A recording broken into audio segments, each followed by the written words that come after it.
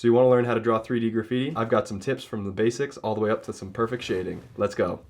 The markers in this video are sponsored by Ohuhu. There's over 300 in this pack. Stick around to the end to hear how they worked out. So let's keep it easy to start off and just start with some directional style 3D off a throwy. I'm going to go after a yellow fill. I've been styling this new uppercase letter E that I think will be a nice framework for us. And then how about a little complementary brown outline?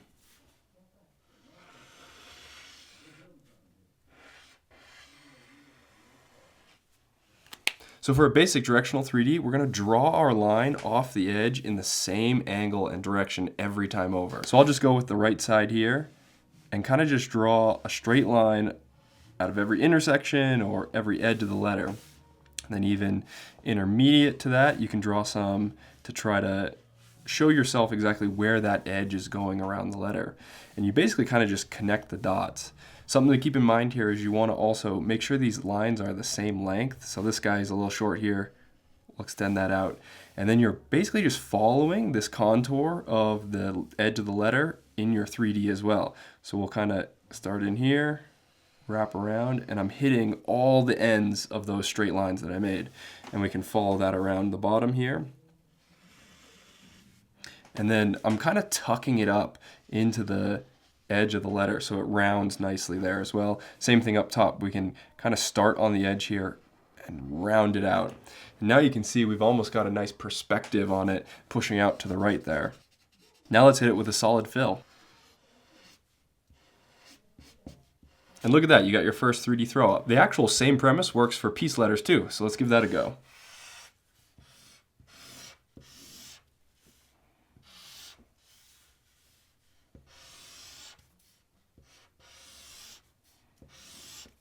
You can see I started with a tag and then I'm just boxing it up after that.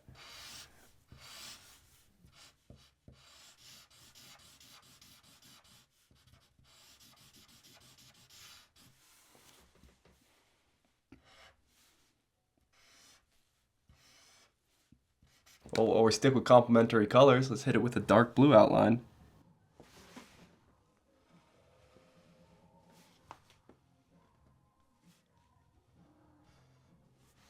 So we got our piece uppercase E, and instead of going kind of to the right there, how about we go down a little bit? So we'll pick maybe this angle as our 3D angle. And I'm going to do that off of every edge so I can get an idea about where it's going. And you see in here, I don't have necessarily a corner to write it off of, but do a few of those to make sure you get an understanding about where that edge is kind of trending along the kind of outside.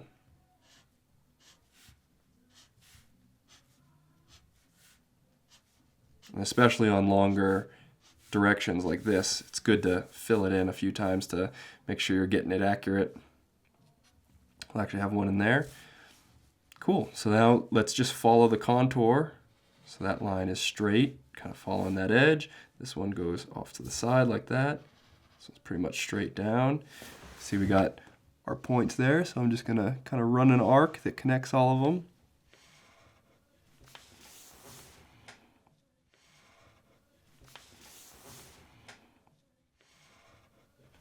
Since we've kind of got rounds on the dots here like the throwy, we'll exemplify that with a little bit of an extra contour.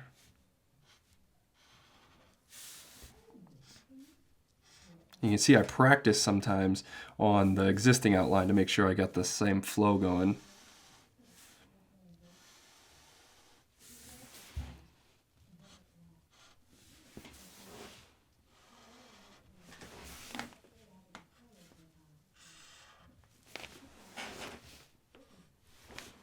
Awesome, that pretty much is all of them.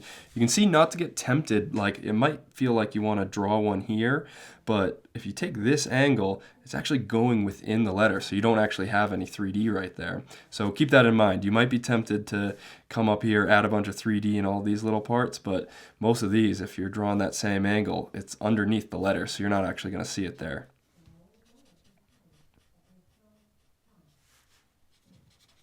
Let's hit this one with a solid fill too.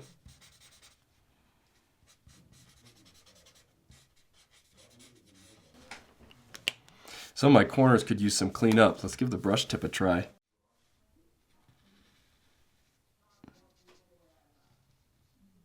Look at that, that cleaned up so nicely.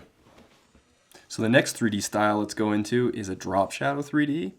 I think I'm going to use another throwy for that one. Swampy lime green sounds nice. We can't forget a few drips.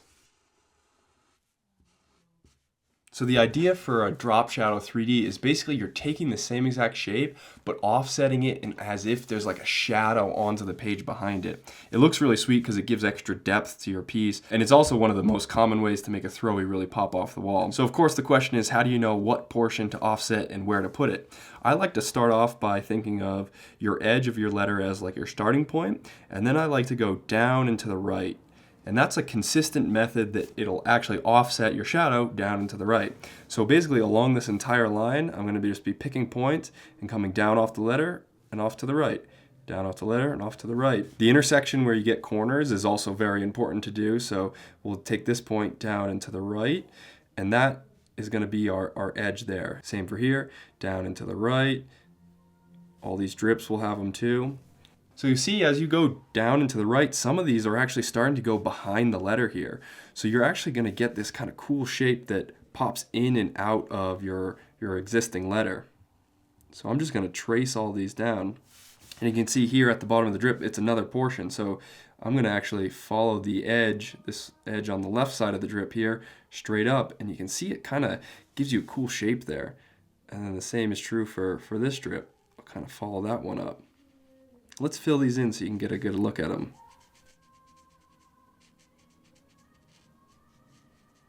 And let's just follow that all the way around, kind of plotting our points.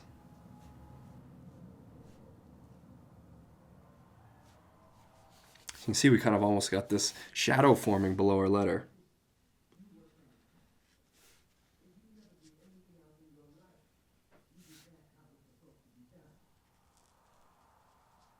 And remind yourself, the right edge of this drop shadow is going to follow the same silhouette as the right edge of your actual letter. So you can kind of just copy that all the way up. And once you get good enough, you won't even have to do the little trick there. You can just kind of know within the letter what gets a little shadow and what doesn't. So down and to the right, I'll have this top edge kind of tuck in. And that's what makes throwies real cool, because you have this little like tab that comes out of the edge of all your letters.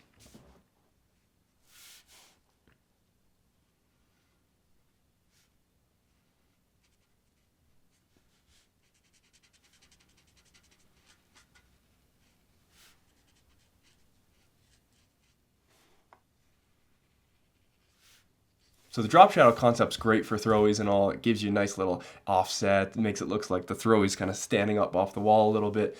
But you can use it in pieces actually in combination with like a directional 3D. So let's try and plot it out again, but underneath the 3D that we already put in there. I'm going to follow the same down and to the right to try to keep it consistent for you guys. Now I'm just going to connect the dots. And when you get to your ends over here, just follow the edge of the line that's already there, and that'll be exactly where it needs to go. So like here, I'm up at my corner. I'm going to follow this edge because that's the same line I'm trying to draw back behind it.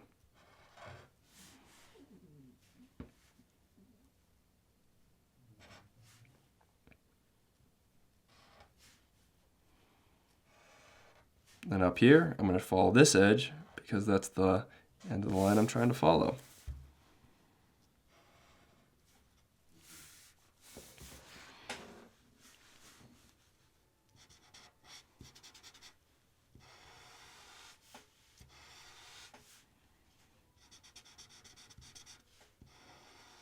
So now in this use, the drop shadow is a little bit more literal, as it's actually a shadow behind your piece.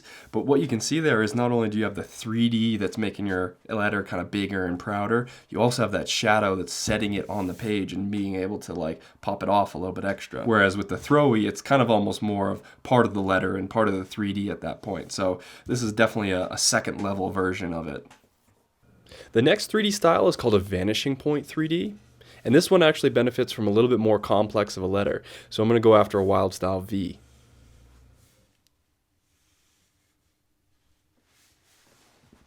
So with the vanishing point 3D, let's put a point kind of far off to the side that you want all your 3D to go to. Now instead of picking that same angle each time over, we're actually going to draw our line pointed directly at that singular point. So you can see when we're way over here on the left, it's kind of coming down to the right, but these ones over here, they're kind of coming almost down. So what that makes it kind of expand out from a center point. And when you draw each of these lines, make sure you're trying to keep the length the same, and beyond that, just go around and make sure you got all your corners kind of drawn in. And then it's super easy, just follow your contour around each. So you'll take that same line and just connect all your dots. And you can see here we have just this edge here, but it kind of tucks under, so we'll do a kind of midway line there to see what the shape of that looks like. And then we'll curve that one just like the edge there. You can see it kind of gives it a warping shape. So now that we've got it kind of sketched in, let's go in and add it with our red. So now the geometry looks so much more 3D in my opinion. This is one of my favorite 3Ds to go about. So rather than just fill in all our 3D blocks like we have been doing, I want to show you a different style called piano keys. So we're going to actually draw extra 3D lines all down to our same vanishing point. So kind of just work your way around. You know, spread them out and then rough them in, but take every point you want to and draw it all the way back down to that same vanishing point. And you can see this kind of slowly starts to fill in our 3D so you can see your fill a little bit better. And just get loose with it. You can choose, you know, have some thicker, darker boxes in there. So like you got bigger black sections, or you fill in between two of your skinny lines. And now you've got added ways to give you a little bit darker of a 3D without having it be a totally solid color. So yeah, I think I might add some extra dark sections in here. So maybe make a little bit thicker of a black section. And then I can also add some, you know, directly skinny lines. I sometimes like to just start with a bunch of little skinny sections, and then whichever ones are cleanest, like see these two are pretty clean, I'll keep those, but then I'll fill in the section next to it because I might have been a little bit sloppy with the line.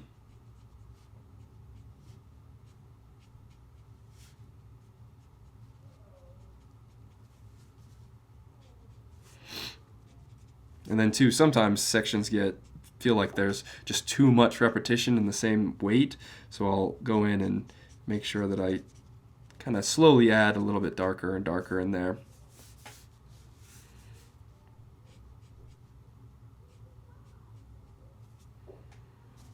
Yeah, like we could definitely use some more down at the bottom here. And this is all just a feel, you know, I don't think I have any secret sauce to that, so maybe come up with your own method to how often you fill in a section or leave the skinny line there in the first place. I think for good measure we should add a drop shadow to it as well.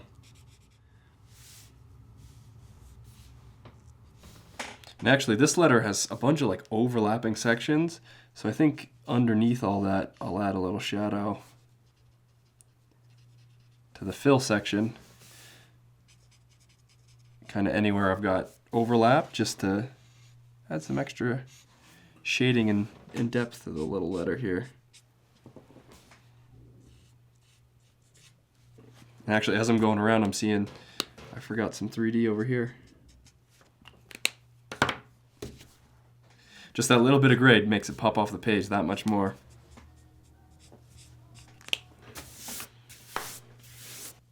Next up, I want to describe the method for actually like realistic shading on a piece.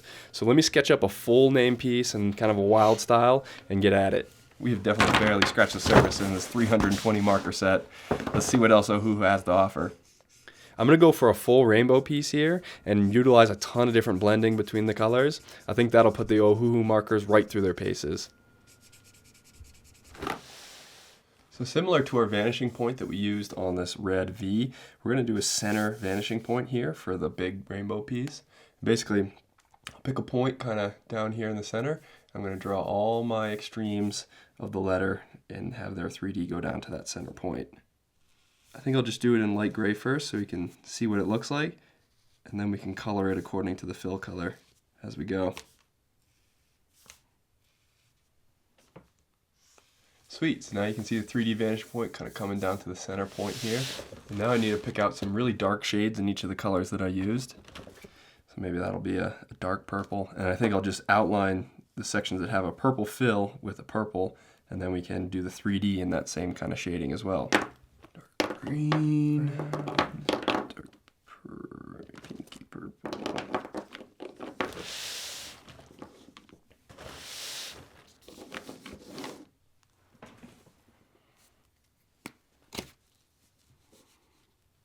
And we're going to start this off with just like a solid fill into the 3D, and then I'll teach you how to do the shading within that.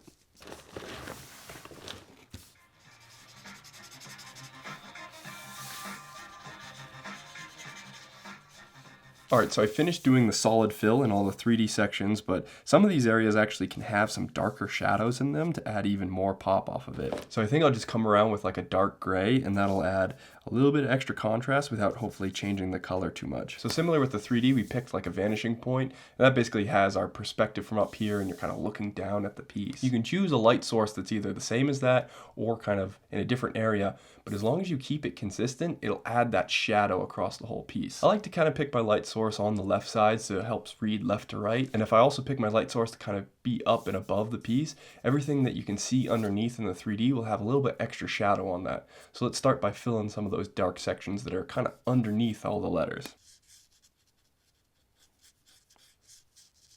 So this bit here is going to be a great one to work off of, and you can see I'm just going to fill in the extent that's kind of like furthest in that backside. And what is easy here too is we've got this double brown section, and you can't actually see this edge of the outline, but if you think about it the same, the light's coming from this right side, it's going to cast a little shadow to the right of this bit. So the outline that's up on the top of the surface will be a little bit lighter, and then you can actually cast the shadow down into the 3D of this section, and that'll add a way better edge to the actual little half round of a bit there.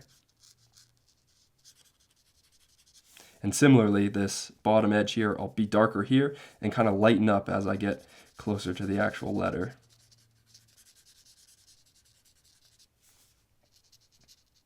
And if you think our light's coming from this way, this edge of that bit might actually see some of that, so we can leave that a little bit lighter. But when we're coming like this, we're going to be having a shadow here because this red section is casting a shadow down to the right. So we can make sure to kind of do that edge.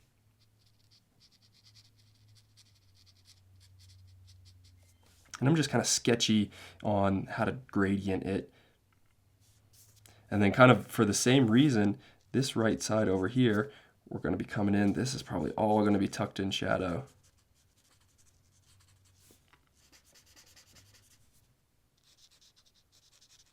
So I'm drawing this one a little bit darker because this bit's probably casting a shadow back down on it. So I like to think about it, anything that's kind of like deep in the depths of your piece is definitely going to be a little bit darker here. So we'll just go around and darken all those sections up.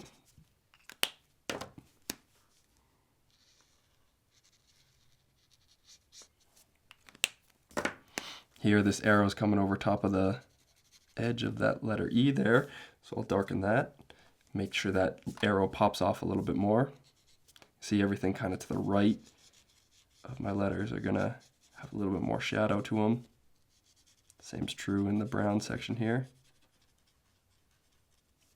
So if I keep to it, the light's coming into the right here. This edge is probably seeing a lot of that light, so we can leave that kind of the lighter shade of it. But similarly in this purple section, it's coming down. It's probably much darker over here because we're getting, not only the letters in the way of it, but also that's kind of underneath the little crossover.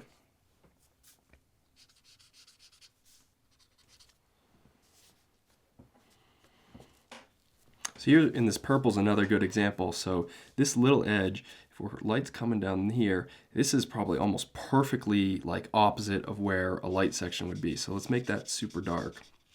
But just because this purple edge is right next to it, doesn't necessarily mean it's going to be also dark like that. You can see since we're rounding up, the light's slowly going to be able to actually see this area a little bit more. So having this section darker and this section just a little bit lighter shows you those two edges kind of contrast each other. And then we can have the natural, darkness come up from behind, but what that shows you is that you can actually have that quick step, and it gives you a much better edge there. And the same is true for maybe these two brown sections. The brown section over here might see the light a little bit better, whereas this one more towards the left, that's definitely going to be a little bit darker of a shade. And just having both of them in there, you can see it shows you a nice transition between that same color.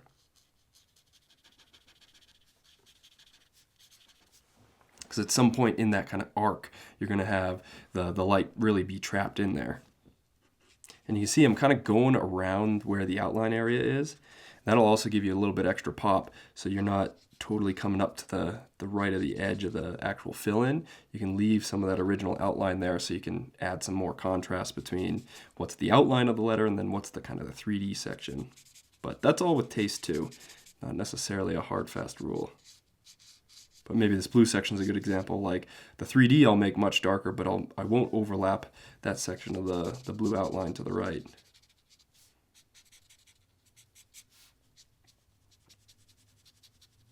And that'll just give a little bit more pop. So what's the 3D and what's the actual letter itself. So this is also a great tip if you want to make sure to have a bunch of extra shading available. Don't necessarily use black as your outline of your piece. Be sure to maybe leave some latitude there, so maybe go a super dark gray, but leave black for your ultimate shadows. All right, now check out that before and after. You can see just having that little extra shadow and maybe two tones and all of the 3D really brings the life to the letter. All right, I think we got to hit it with a force field and a drop shadow. I'm just going to add the complementary force field around, but then we can go back with a gray and add a drop shadow. The markers were working great at adding that hue over top of what was already existing color. Ultimately, that should add that final pop off the backdrop and the outline color. So just the same as our drop shadow technique here, we're going to pick the same light source and keep it consistent with the one that we did our shadow with. And I'm just going to go around and darken up all the edges where we're casting our shadow kind of across the piece.